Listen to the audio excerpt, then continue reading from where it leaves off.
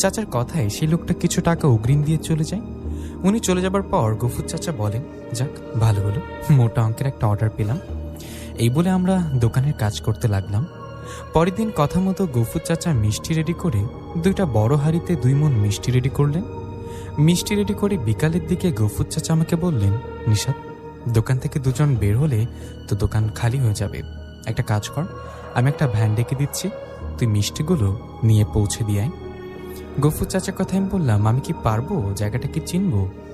আমার কথা জবাবে উনি বললেন, পারবি, আর ঠিকানা তোকে বলে দিচ্ছি। এছাড়াও ভ্যানওয়ালা ওই জায়গাটা চিনে। গফুর চাচার কথায় আমি রাজি হলাম। উনি একটা ভ্যান ডেকে মিষ্টির হাঁড়ি 2টো তুলে বেঁধে দিয়ে বললেন, নিশাত যা, মিষ্টিগুলো ওনাকে দিয়ে বাকি টাকাটা নিয়ে চলে আসিস, আর ভ্যানওয়ালাকে বলবেন এই সাবধানে যাস, মানুষ অর্ডার মিষ্টি।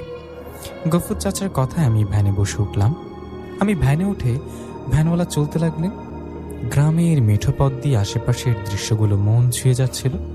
আমরা যেতে যেতে একসময় পৌঁছে গেলাম সেই আমবাগানের কাছে। আমবাগানের কাছে যেতেই হঠাৎ করে শরীরটা কেমন জানি শীতল হয়ে গেল। মনের অজান্তে চোখে ভয় কাজ করলো মনে।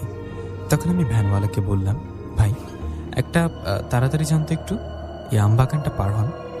আমার কথায় ভ্যানওয়ালা তাড়াতাড়ি বাগানটা পার হয়ে সামনে গেলেন। সামনে যেতে যেতে অন্য একটা জায়গা দেখলাম। একটা জায়গায় যাওয়ার পর দেখলাম 4 জন জুব্বা পরা উঁচা লম্বা যুবক মানুষ। ওরা আমাদের দেখার পর হাত তুলে দাঁড়াতে বললেন। ওদের ইশারায় আমি দাঁড়ালে ওরা বললেন, আপনারা কি মিষ্টি নিয়ে আসছেন তাই না? ওদের কথা আমি ভ্যান থেকে নেমে বললাম, হ্যাঁ আমি মিষ্টি নিয়ে আসছি। আপনারা কি সেই লোক যারা গতকাল মিষ্টি অর্ডার করেছেন? আমার কথা ওনারা মাথা নাড়িয়ে বললেন, হ্যাঁ।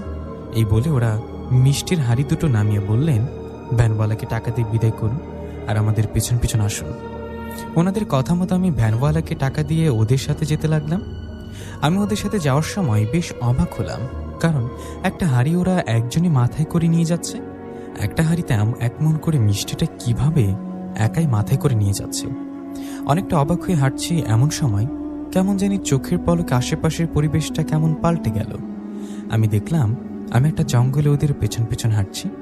বিশাল বড় বড় গাছ। ততক্ষণে রাত নেমে এসেছে। বড় গাছের ফাঁক দিয়ে চাঁদের আলো এসে পড়েছে শরীরে।